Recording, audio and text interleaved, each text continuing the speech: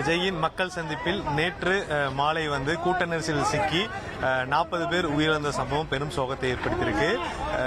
இந்த சம்பவம் தொடர்பாக மாநில அரசாங்கம் ஒரு நபர் விசாரணை குழு ஆணையம் அமைத்து விசாரணையை நடத்த இருக்கிறாங்க. இந்த சூழல்ல அனைத்து துறை சார்ந்த விசாரணையும் தீவிரப்படுத்தப்பட்டிருக்கு. அதன் ஒரு பகுதியாக தான் வனத்துறையினர் இங்க இருக்கக்கூடிய பகுதிகளில் விசாரணை நடத்திட்டு இருக்காங்க. நேற்று சம்பவம் நடைபெற்ற இடத்துல பார்த்தீங்கன்னா மொத்தம் 6 மரங்கள் இருக்கு. இப்ப நீங்க பார்க்கக்கூடிய பகுதியில் பாத்தீங்கன்னா இங்க இந்த மரம் காவல்துறை கிரைம் ஸ்பாட்டாக இந்த பகுதியை நோட் பண்ணி மார்க் செய்து வச்சிருக்காங்க. அப்படி இந்த மரக்கிளைகள் பார்த்தீங்கன்னா எந்த அளவுக்கு உடஞ்சிருக்குன்னு தெரியும்.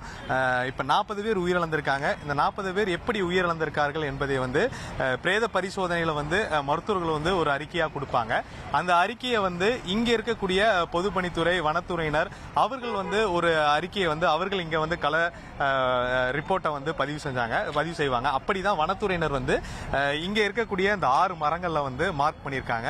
இந்த 6 மரங்களுடைய நீளம் என்ன, அகலம் என்ன, அதே சமயம் எத்தனை கிளைகள் இருக்கு, எங்கிருந்து விழுந்திருப்பார்கள், எப்படி உயிர் அவர்களுக்கான உடலில் காயம் ஏற்பட்டிருக்கும், இந்த உயரத்திலிருந்து விழும்போது எப்படி பாதிப்பு ஏற்பட்டிருக்கும் என்ற வனத்துறை சார்பாக ஒரு அறிக்கையை தயார் செய்யப்படும்.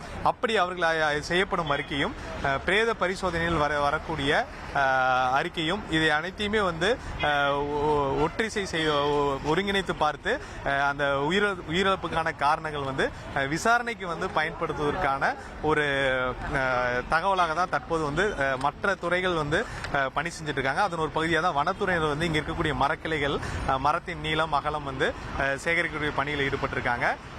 இது மட்டும் இல்லாம இந்த சம்பவம் விசாரணைக்கு அடுத்த கட்டம் செல்லும் பொழுது இதை தொழில்நுட்ப ரீதியாக விசாரணை டிஜிட்டல் ஆவணங்களும் சேகரிப்பாங்க. அதே சமயம் அறிவியல் ரீதியான ஆவணங்களையும் சேகரிப்பாங்க. அப்படி சேகரிக்கக்கூடிய ஒரு பணியாகத்தான் வனத்துறையினர் இங்க இருக்கக்கூடிய மரங்களின் எண்ணிக்கை மற்றும் மரத்தின் அளவு, உயரம் இவை கணக்கிடும் பணியில ஈடுபடக்கூடிய ஒரு நிகழ்வாக நம்ம பார்த்திருக்கோம். தொடர்ந்து பொதுப்பணித்துறை, வனத்துறை, காவல்துறை, தீயணைப்புத்துறை உள்ள மின்சாரத்துறை இவங்க அனைத்து துறைகளும் களத்துல அவர்களுடைய இந்த விபத்துக்கான, இந்த கூட்ட நெரிசல், இந்த உயிரிழப்புகளுக்கான பாதிப்புகள் குறித்தான அறிக்கைகள் தயார் செய்யப்பட்டிருக்கு.